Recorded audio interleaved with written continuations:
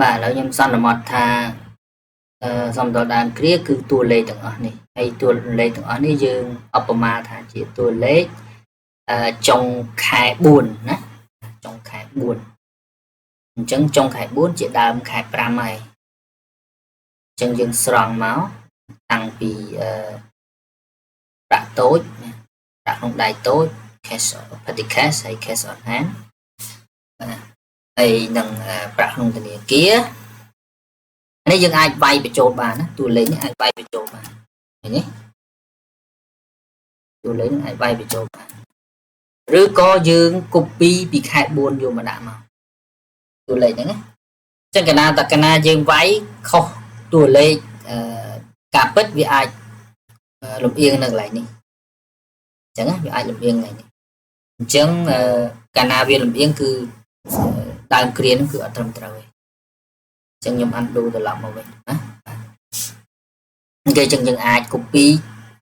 ចូលក្នុងនេះក៏បានវាយលេខចូលក៏បានអញ្ចឹងខ្ញុំសន្មតថាអនុទានស្តង់ដារបាទតួលេខប៉ុណ្ណឹងនេះគឺអនុទានផ្លំមើលហើយសម្បត្តិធនធានរបស់វា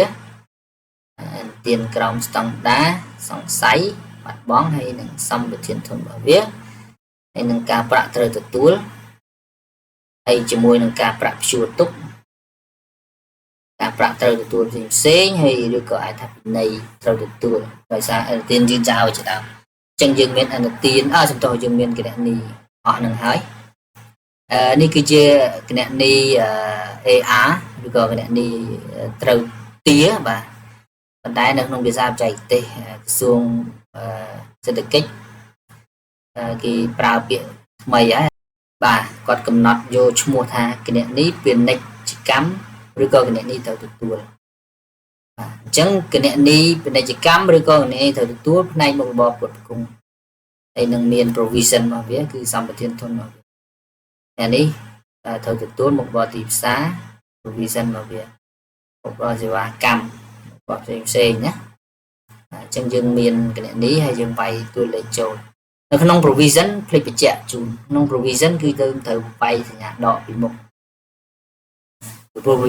provision វាជាasset ផ្ទុយគេហៅ contrast ជាគណនីផ្ទុយគណនី asset ដែរប៉ុន្តែពួកវាផ្ទុយវាចេញសញ្ញាដកដើម្បីវាដកបំរុងទុកហ្នឹងវាដកhistory របស់វាណាវា history cost របស់វាតម្លៃដើមមក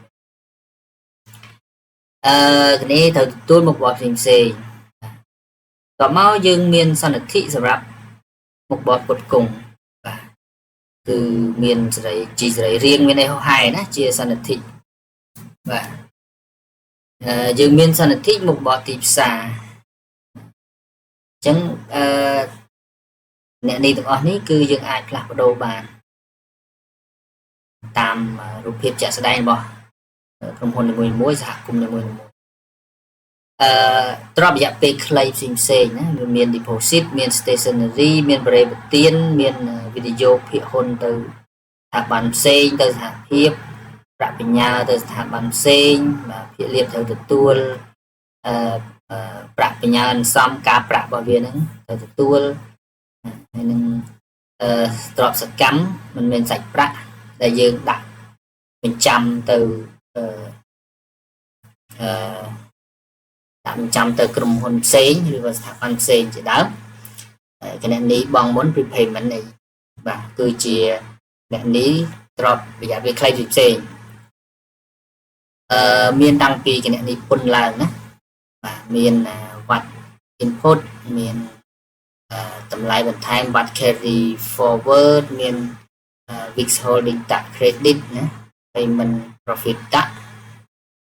tax credit អីចឹងទៅអញ្ចឹងយើងមានទាំងអស់បន្តមកទៀតយើងមានទ្រព្យរយៈពេលវែងទ្រព្យរយៈពេលវែងនេះយើងកំណត់យកអនុទានរយៈពេលវែងក៏យើងដាក់ក្នុងទ្រព្យរយៈពេលវែងដែរអនុទានដែរជាប្រាក់អនុទានប៉ុន្តែធំជាងមួយឆ្នាំយើងដាក់វាចូលក្នុងដូចគ្នាទាំងខាងលើគាត់ថាវាវែងហើយខ្លីអានេះវែងហើយអានេះគឺជាក្រោមស្តង់ដារអញ្ចឹងទៅនេះការប្រាក់ត្រូវទទួលរបស់វា ប្រាក់វិនិយោគផ្សេងៗរយៈពេលវែងទៅសហភាពក្តី